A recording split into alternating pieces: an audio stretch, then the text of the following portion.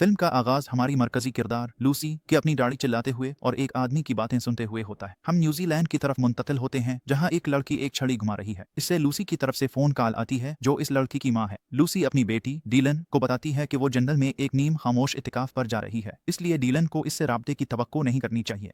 अपनी मंजिल पर पहुंचकर लूसी इस्तकबालिया इलाके में जगह लेती है। इस्तकबालिया की खातून इससे बताती है कि खामोशी का आगाज शाम 6 बजे होगा। वो ये भी कहती है कि इस्तकबालिया के बाहर वाईफाई नहीं है। वो लूसी को एक दस्तावेज देती है जिस पर दस्तखत करने के वो एक तशहीरी डीवीडी में शामिल होने पर राजी है, लेकिन लूसी फिल्म बंद नहीं होना चाहती, इसलिए वो इस पर दस्तखत नहीं करना चाहती। वो नहीं चाहती कि वो क्या कह सकती है अगर वो कुछ कहती है। हम उसे इसके दिए गए कमरे में देखते हैं। वो अपने फोन पर बात करने के लिए कमरे के बाहर खड़ी होती है जहाँ सिग्नल आता है। वो डीलन से बात कर रही है जो पूछता है कि वो अपने वालिद को क्यों फोन करेगी। इसकी मां जवाब देती है कि वजह यह है कि डीलन इसे कॉल नहीं कर सकेगा। हमें पता चलता है कि लड़की उम्मीद से कॉल नहीं करती। लूसी सोचती है कि डीलन की नौकरी खतरनाक है और हादसात हो सकते हैं। लड़की अपनी मां को कहती है कि फिक्र ना करें। इसकी मां गुफ्तगू का इख्तिताम यह कहकर करती है कि जब खामोशी खत्म हो जाएगी तो वो डीलन को मैसेज करेगी। अगले मंजर में कई लोग एक कमरे में बैठे हैं। एक आदमी की पुरसुकून आवाज सुन रहे हैं जो उनसे बात कर रहा है। वो एल्विन है, ग्रुप का लीडर, जो उन्हें खामोश रहने की दावत दे रहा है। वो उन्हें कुछ हद तक पुरस्कार रहने की दावत भी देता है। एल्विन उन्हें एक दूसरे को मुस्कुराने से मना करता है। बाद में हम देखते हैं कि एक आदमी जंगल में डीलन की गर्दन पकड़े हुए है। वो उसे कहती है कि वो इसे नुकसान नहीं पहुंचा सकता और उसके पास मुकम्मल कंट्रोल है। ऐसा लगता है कि वो खुद की हिफाजत की मशक कर रहे हैं। जब आदमी जारहाना होने का बहाना करता है तो वो गिर जाती है। वो पूछता है कि क्या वो ठीक है और वो हंसने लगती है। वो उसे कहती है कि वो बहुत अच्छा था। जल्द ही वो एक सेब को आधा करने की कोशिश करती है लेकिन नहीं कर पाती, लिहाजा वो इसके लिए ये कर देता है। डीलन हर चीज में उसे हराना चाहती है। इसकी मां की तरफ जाते हुए वो अपने कमरे में सोने की कोशिश करती, लेकिन बाहर की झिलमिलाती रोशनी इसे मुश्किल बना देती है। डीलन की तरफ वो एक सेब को आधा करने में कामयाब होती है। बाद में आईने के सामने ड्रोनी अदाकारी करती है। फिल्मी अमले में देखते हैं डायरेक्टर बताता है कि क्या गलत कर रही है। उन्हें एक मंजर दोबारा फिल्माते हैं। मंजर फिल्माया जाता है और वो गिरती है, जाहिर करते हुए कि उन तीरों से जख्मी है जो मंजर में ग्राफिक्स के तौर पर शामिल किए जाएंगे। अफसोस, हम सुनते हैं कि ये अब भी सही नहीं हुआ। इसके बाद डीलन वॉशरूम में चोटों के साथ मौजूद होती है। लूसी की तरफ जाते हुए वो एक व्हाइट बोर्ड के करीब खड़ी होती है जिस पर लोग अपने ख्यालात लिख सकते हैं। वो लिखती है कि कभी भी उम्मीद के आगे नहीं झुकना चाहिए। आगे बढ़ते हुए वो अकेली बैठती है। पढ़ते हुए नौजवान खातून उसके करीब आती है। लूसी से पूछती है कि क्या वो उसकी तस्वीर ले सकती है। जब लूसी तस्वीर लेती है तो वो खातून पोज करती है और पूछती है कि क्या लूसी तस्वीर ले सकती है।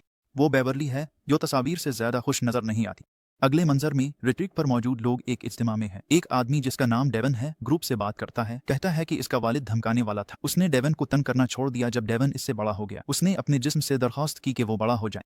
अब वो अपने वालिद की माली मदद करता है क्योंकि वो बीमार हैं और क्योंकि वो डेवन के वालिद हैं। वो शर्मिंदा और खौफजदा है कि उसकी बहन क्या कहेगी। अगर उनका वालिद इसे नुकसान पहुंचाता है तो डेवन दावा करता है कि वो इसे खत्म कर देगा। एल्विन ग्रुप से पूछता है कि क्या कोई इस कहानी से जड़ सकता है। बहुत से लोग अपने हाथ उठाते हैं जिनमें लूसी भी शामिल है। अगली बोलने वाली बेवरली है। जैसा कि लूसी ने पहले कहा था, वो कहती है कि वो फिल्माई नहीं जाना चाहती। वो अपनी कहानी का आगाज ये कहकर करती है कि वो शर्म पर शर्म से भरी हुई है।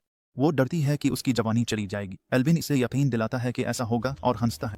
बेवरली जानती है कि किसी के इसके जिस्म का तज्जिया करने का क्या मतलब है, जिसे वो रेंगने वाले जानवर की तरह कहती है। कभी कभी वो जुमले मुकम्मल नहीं कर पाती क्योंकि वो नहीं बता सकती कि कोई गैर मुइन वो देख रहे हैं या सुन रहे हैं। वो परेशान कुन नोटिस लिखना भी पसंद करती है। मजीद बरा वो अपने जनाजे के बारे में ख्याली तस्वुरात करती है। इन ख्यालात में वो जवान होती है। बेवरली गायब होने के बारे में फिक्रमंद है और मरना ज्यादा पसंद करेगी। ये सब कहते हुए वो रोती है। एल्विन इसे बताता है कि इस किस्म की फरेब में खुद तबाही का एक मैकेनिज्म मौजूद होता है। ये एक जहाज है जो उसे सिर्फ एक मखसूस फासले तक ले जा सकता है जब तक कि ये खुद को तबाह न कर ले, लेकिन वो मुसाफिर है, गाड़ी नहीं। एल्विन कहता है कि अगर वो एयरपोर्ट पर हो और जान ले कि इसका जहाज क्रैश हो जाएगा तो उसे सवार नहीं होना चाहिए। ताहम कभी कभी क्रैश के फवायद ही होते हैं। लूसी तीसरी मुकर्रर है। इसके वालिदैन हमेशा उसकी अजमत के लिए इसका इम्तिहान लेते थे जिससे वो तेज हो गई। इसे महसूस होता था कि ये कहीं जा रहा है। अगरचे इसके वालिदैन खुश होना चाहते थे, वो कहती है कि वो नहीं थे। वो भी ये चाहती थी। मसला यह है कि उसने दरियाफ्त किया कि खुशी उसके साथ नहीं रहती। लूसी ने यह समझ लिया था कि शायद खुशी से भी कुछ ज्यादा है। वो समझती है इससे शर्मिंदगी है। वो अब भी इस दूसरी चीज के साथ ही है। इसकी तकरीर से हमें पता चलता है कि वो अपनी जवानी में एक अदाकारा थी। ये खातून अब भी इस पैसे पर गुजारा करने में मुश्किल है जो उसने इस किरदार को अदा करने से कमाया, जिसके बारे में वो कहती है कि इसने इसे खाने की खराबी में मुब्तला कर दिया। एल्विन इसकी कहानी लेता है और जैसे वो सब के साथ करता है पूछता है कि क्या कोई इससे मुतल्लिक है। मंजर कट जाता है ताकि हम न देख सकें कि कोई है या नहीं। लूसी दोबारा बाहर कचरे के करीब बैठती है। अपने फोन पर टेक्स्ट करती है। इससे एल्विन की तरफ से एक हैरान कुन मुलाकात होती है जो उसे देखकर भी हैरान होता है। वो लूसी को बताता है इसने इसका सिगरेट पीने का कोना दरियाफ्त कर लिया है। इसकी अचानक मौजूदगी के अलावा इस बात पर हैरान है सिगरेट पीता है। ग्रुप लीडर जवाब देता है कि कोई राहिब नहीं है, रोशन ख्याल है। उसने सोचा रोशन ख्याल ये नहीं कहते कि वो ऐसे हैं। जब तक रोशन ख्याली है वो लुत्फ उठा सकता है। इससे यकीन है कि ये कायम नहीं रहेगी। एल्विन के जाने पर अब वो बहुत मुस्कुरा रही है। वो चाहता है कि वो जान ले कि ये इसके चेहरे को बदल देता है और ये शानदार है। बाद में रिट्रीट का एक रुकन लूसी से पूछता है कि वो इस कुछ ज्यादा के साथ कितनी करीब रही है जिसका उसने अपनी बातचीत के दौरान जिक्र किया था। लूसी कहती है कि वो इससे अलग नहीं महसूस करती, फिर भी किसी तरह अलग भी महसूस करती है। इस तस्वुर को बढ़ाते हुए वो कहती है कि एक जानकारी है कि वो किसी और जगह है जो रोजमर्रा नहीं है। बेवर्ली वहाँ मौजूद है ये पूछने के लिए कि ये रोजमर्रा क्यों नहीं है।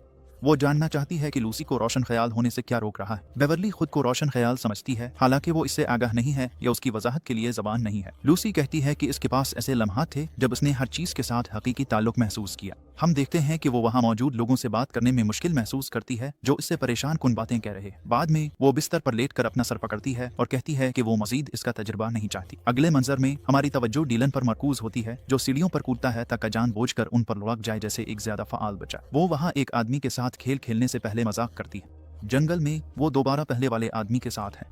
वो उसे बताती है कि इसके पास कुछ नहीं है। वो कहता है अच्छा है। वो एक ही सिगरेट शेयर करते हैं। वो चाहती है कि वो इसका गला घोंटने की मशक करे तो वो बोसा लेते हैं। लूसी झिलमिलाती रोशनी के साथ जिदोजहद कर रही है। हमें ज्यादा देर नहीं लगती कि एक अनदेखे आदमी को ये कहते हुए सुने कि वो एक घिनौनी मखलूक है। वो एक नामालूम वक्त से इसकी वजह से अकेला छोड़ देते हैं। एक अजीब मंजर देखते हैं जिसमें बाल एक टॉयलेट से निकल रहे हैं। एक शख्स उसके साथ बिस्तर पर है। कहता है कि वो समझती है कि वो इससे बच सकती है लेकिन वो नहीं बच सकेगी। वो कहता है कि वो इसकी है। इसके बाद लूसी बाहर लेट जाती है और एल्विन इसका इस्तकबाल करता है। वो उसे बताती है कि इसने ख्वाब देखा कि वो एक फुजला का टुकड़ा है। ये सुनकर वो हंस पड़ता है और कहता है कि इसका दिमाग शरारती है। वो उसे याद दिलाता है कि न सोचे और वो उसे अनबूठा दिखाती है। ग्रुप मीटिंग में बेवर्ली दूसरी बार बोलने के लिए जाती है। वो कहती है कि कल रात उसे ऐसा महसूस हुआ जैसे वो किसी बर्तन से बाहर निकाली जा रही हो।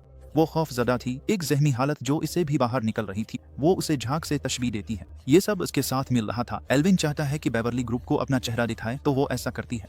इसी वजह से लूसी अपनी दरमियानी उंगली बेवर्ली की तरफ करके बैठती है।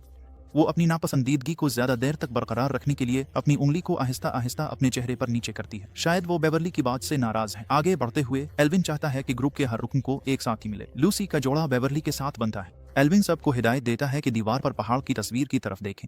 जब वो ऐसा करते हैं तो दाएं तरफ वाले को माँ का किरदार दिया जाता है जबकि उनके साथ ही बच्चे बन जाते हैं।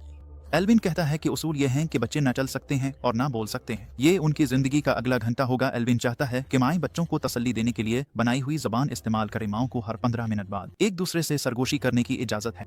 अचानक एक आदमी रोने की नकल करने लगता है, फौरन बच्चे बनने के तसव्वुर को संजीदगी से लेते हुए। जब वो अभी भी रो रहा है हम देखते हैं कि लूसी बेवर्ली की गोद में लेती हुई है। नौजवान खातून लूसी से बात करने के लिए बच्चों की जबान इस्तेमाल करती है जो मुमकिन तौर पर लूसी को मजीद नाराज करती है। वो लूसी से पूछती है कि क्या इसने रफ हाजत की। वो पीतूनिया नामी रुकन से सरगोशी करती है। कहती है कि उसे लगता है कि इसके बच्चे में पेशाब किया है। ये लूसी को गुस्से में कहने पर मजबूर करता है कि उसने ऐसा कुछ नहीं किया, जिससे मश्क के एक उसूल की खिलाफ वर्जी होती है। जल्द ही लूसी या तो रोने की अदाकारी करने लगती है या वाकई रोने लगती है। बेवर्ली इसे पुरसुकून करने की कोशिश करती है। बाद में एल्विन बच्चों को हिदायत देता है कि वो अपनी माँ को वही बताएं जो वो कहना चाहते। इस तरह लूसी बेवर्ली से कहती है कि वो अपनी जान ले ले। वो समझती है कि इसने गलती की है कि ये बात इस शख्स को कही जो ऐसे तारीख ख्यालात से जिदोजहद करता है। बेवर्ली कमरे से बाहर चली जाती है और लूसी को उसके पीछे जाना है। वो बेवर्ली से कहती है कि इसका मतलब ये नहीं था कि वो ये बात इसे कहे, उसका मतलब था कि वो ये बात अपनी हकीकी माँ से कहे। बदकिस्मती से बेवर्ली को इसकी परवाह नहीं है। वो चाहती है कि लूसी को मालूम हो कि वो एक जहरीला ख्वाब है। खाने के वक्त लूसी खुद को मेज पर अकेला बैठा हुआ पाती है। अपने कमरे में वो कहती है कि वो कुछ भी नहीं है। वो बिस्तर पर लेट जाती है और 10,000 से उल्टी गिनती शुरू करती है। एल्विन के कमरे में मुंतकिल होते हुए वो अपने लैपटॉप पर शतरंज खेलता है। पीटोनिया इसके कमरे के बाहर खड़ी है। इससे बताती है कि वो अब अपनी बेदारी की कहानी नहीं सुनाता। वो पूछती है कि क्या ये एक मुस्तकिल फैसला है। आदमी जवाब देता है कि लोग इस पर बहुत ज्यादा तवज्जो देते हैं और ये मददगार नहीं होगा। वो पूछती है कि क्या वो इसे दोबारा सुन सकता है। वो नहीं करेगा क्योंकि वो समझता है कि ये उसकी मदद नहीं करेगा। पीटोनिया चली जाती है, कम से कम थोड़ी सी नाराज होकर। एक और ग्रुप मीटिंग में लूसी बातचीत में हिस्सा लेती है।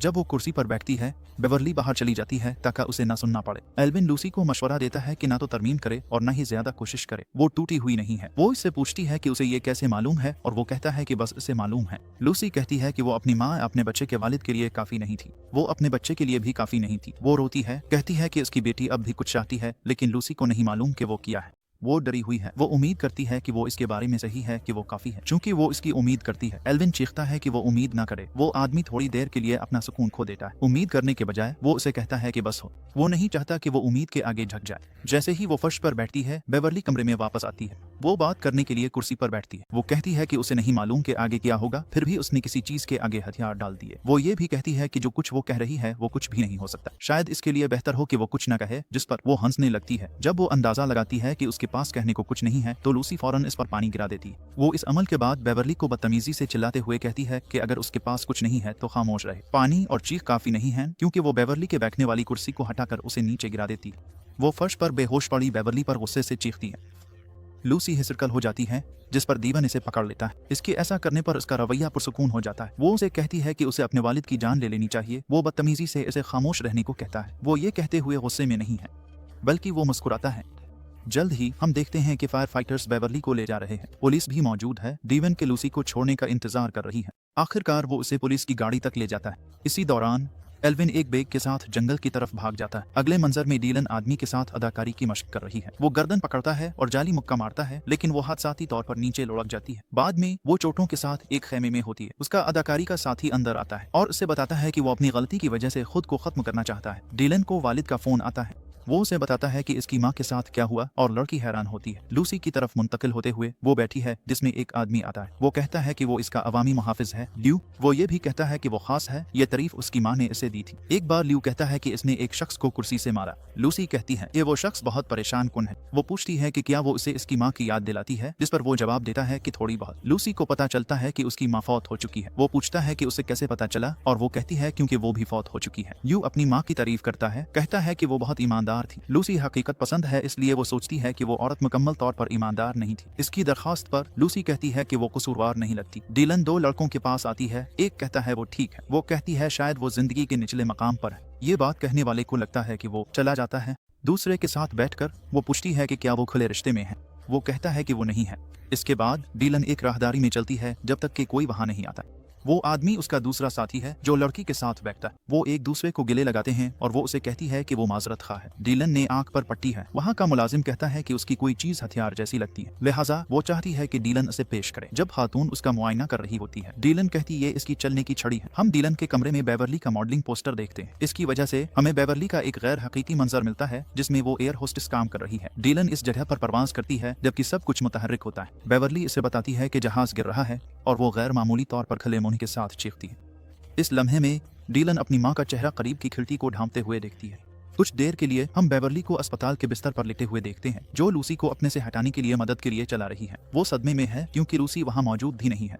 अगले मंजर में डीलन एक होटल की इमारत में पहुंचती है। वो लॉबी में दाखिल होती है जहां उसकी माँ पियानो बजा रही होती है। जब इससे पूछा जाता है कि वो वहाँ क्या कर रही है तो डीलन कहती है कि वो अपनी माँ की हिमायत आई है। लूसी कहती है कि वो ठीक है। जब डीलन होटल मुकम्मल तौर पर भरा हुआ पता चलता है, वो अपनी माँ के पास पूछती है अगर वो उसके कमरे में रह सकती है। लूसी बेटी को खुश आमदीद कहती है। लूसी पूछती है डीलन को गिले लगना है। लड़की जवाब नहीं देती। वो जानना चाहती है कि क्या उसकी माँ ने जो किया वो एक हादसा था। इस लम्हे में ये सही लगा, लूसी कहती है। डीलन मजबूती से कहती है कि तशद्दुद हल नहीं है। वो चाहती है कि उसकी माँ बताए कि इसने ऐसा क्यों किया। जब वो वजह जान लेती है तो वो कहती है कि ये किसी को इस तरह जख्मी करने के लिए काफी नहीं है, क्योंकि वो शख्स सिर्फ परेशान कुन है। लूसी कहती है कि डीलन भी परेशान कुन है, इसलिए वो अपनी बेटी को बिस्तर पर दबा लेती है, लेकिन इससे कुछ बुरा नहीं होता। ये अमल कम अज कम जुज़वी तौर पर खेल के तौर पर था। बाद में डीलन बिस्तर पर पिज्जा खाती है और लूसी पूछती है कि क्या वो कुछ ले सकती है। लड़की कहती है कि वो नहीं दे सकती, हालांकि इसकी माँ ने इसे अपने कमरे में रहने की इजाजत दी है। डीलन कहती है कि इसने पहले पूछा था कि क्या लूसी कुछ चाहती है, जिस पर उसने जवाब दिया कि नहीं। अब लूसी कुछ मांगती है, ये कहते हुए कि इसने अपना इरादा बदल लिया है। चूंकि लड़की उसे नहीं दे रही, लूसी एक टुकड़ा ले लेती है, लेकिन इसे पसंद नहीं आता। डीलन बिस्तर पर लेटी है और उसकी माँ उसके पास झुकी हुई है। वो पूछती है कि क्या डीलन को लगता है कि वो एक बुरी माँ है। इससे कोई फर्क नहीं पड़ता, लड़की कहती है। हालांकि वो सोचती है कि लूसी कभी कभार बुरी थी, लेकिन वो नहीं सोचती कि वो बुरी इंसान है। उसका रवैया ही बुरा था। अपनी जवानी में डीलन को लगता था कि उसकी माँ इससे दूर भागने की कोशिश कर रही है। अब उसे लगता है कि उसकी माँ सिर्फ नाखुश थी और वो एक मुश्किल वक्त था। लूसी ये जानने के लिए मुतजस्सिस है कि वो किस तरह बुरी थी। डीलन को जवाब देने में मुश्किल है। वो अपनी पहले कही हुई बात को कहती है, लूसी की माँ मुश्किल थी। वो जानती है इस औरत ने लूसी के लिए मुश्किल बना दिया। डीलन को वो दे सके जो उसे चाहिए था। उनकी गुफ्तगू से हमें पता चलता है लूसी को लगता है इसकी बेटी ने अपनी जिंदगी खत्म की कोशिश की, लेकिन डीलन इससे मुत्तफिक नहीं है। इन चीजों में से एक जो डीलन को परेशान करती है वो है जो उसकी माँ ने माजी में इसे बताया था। उसने कहा कि अगर डीलन मर जाए तो लूसी ये सोचना चाहेगी कि वो इस पर काबू पा लेगी। लूसी कहती है कि वो ये सोचना चाहेगी, वो बदहाल नहीं होना चाहेगी। ये जवाब उसकी बेटी को इतना परेशान करता है कि वो गुस्से में लूसी को बताती है कि वो बदहाल है। इसके साथ ही वो अपना कंबल लेकर बालकोनी में चली जाती है। सुबह होते ही हम देखते हैं कि लड़की ने रात वहीं गुजारी। बाद में वो ल्यू और अपनी माँ के साथ एक रेस्तोरां में बैठती है। डीलन सब्जी खोर खाना ऑर्डर करती जबकि लूसी बीकन ऑर्डर करती। लूसी से पूछता है क्या इसने बेवरली से कहा वो अपनी जिंदगी खत्म कर ले। वो कहती है हाँ, लेकिन इसका मकसद तकलीफ देना नहीं। डीलन सोचती है इसका मतलब था वो ये बात डीलन से कहे। लूसी अपनी बेटी को कहती है कि इसने ऐसा नहीं कहा। वो कहती है कि वो डीलन से बहुत मोहब्बत करती है। जो उसने बेवरली के साथ किया वो गैर मुंसिफाना था और ल्यू से कहती है कि जो सही है वही करे। वकील जवाब देता है जो सही है वो कानून के मुताबिक है। बाद में लूसी बाहर जाती है जहां डीलन को जल्द ही इसके पीछे जाना पड़ता है। आखिरकार वो अपनी माँ के साथ एक नदी पर जा मिलती है। लूसी कहती है कि ये बेवकूफ़ी बंद होनी चाहिए। वो ये भी कहती है कि डीलन को उसे मुआफ करने तक कोई रास्ता तलाश करना होगा। वो माजी में तकलीफ दे बात बदल देती है। वो कहती है कि अगर डीलन का इंतकाल हो जाए तो लूसी को यकीन करना पड़ेगा कि वो इस पर काबू पा सकती है, क्योंकि वो यकीन नहीं कह सकती कि वो कर सकती है। वो बमुश्किल बाकी सब चीज़ों से निमट रही है। वो डीलन से कहती है कि अपना ख्याल रखे और वो इस लड़की से बहुत मोहब्बत करती है। अचानक यू उनके दरमियान आकर इस रेस्तोरां की खास डिश के बारे में बताता है जहां से वो सब निकले थे। खास डिश को नजरअंदाज करते हुए लूसी जंगल में मजीद आगे बढ़ने लगती है। डीलन यू से कहती है कि उसे पकड़ना होगा। आदमी फैसला करता है कि वो भी शामिल होगा। अगले मंजर में डीलन अपनी माँ को आवाज दे रही है लेकिन वो खातून जाहिर नहीं कर रही। गलती से लड़की ल्यू के साथ मोहब्बत भरा रवैया इख्तियार करने लगती है और उसके लिए माजरत करती है। चूंकि उसे इससे कोई मसला नहीं है वो जारी रखती है। वहाँ होने की वजह पर वापस आते हुए ल्यू कहता है कि एक गार करीब ही है क्योंकि वो इस जगह को जानता है। चुनांचे वो उसे ढूंढ लेते हैं। जब डीलन अंदर जाने की कोशिश करती है ल्यू उसे खबरदार करता है कि ज्यादा दूर न जाए क्योंकि वो वहाँ तकरीबन मर चुका था। इसकी वार्निंग के बावजूद बहादुर लड़की अंदर जाने का फैसला करती है। दिलचस्प बात यह है कि वो वहाँ जूते पाती है और भी दिलचस्प बात यह है कि वो गार में एल्विन को पाती है। उसने वहां छुपने का फैसला किया है ताकि अपने रिट्रीट पर होने वाले वाकये से निमटने की जरूरत ना पड़े। वो आदमी डीलन से भाग जाता है। वो ल्यू को चीखते हुए सुनती है कि वो जानता है कि उसकी माँ कहाँ है। जब लड़की गार से बाहर निकलती है हम देखते हैं कि एल्विन वहां रहना जारी रखता है। कहीं और ये जोड़ा लूसी के करीब पहुंचता है जो एक पहाड़ी पर खड़ी है। लूसी चाहती है कि ल्यू इसकी और उसकी बेटी की तस्वीर ले इससे पहले कि वो जेल जाए, लेकिन वो कहता है कि वो वहां नहीं जा रही। लूसी और डीलन कुछ हरकत एक साथ करने लगते हैं जबकि ल्यू उन्हें देखता है। फिल्म उनके गिले मिलने पर खत्म होती है।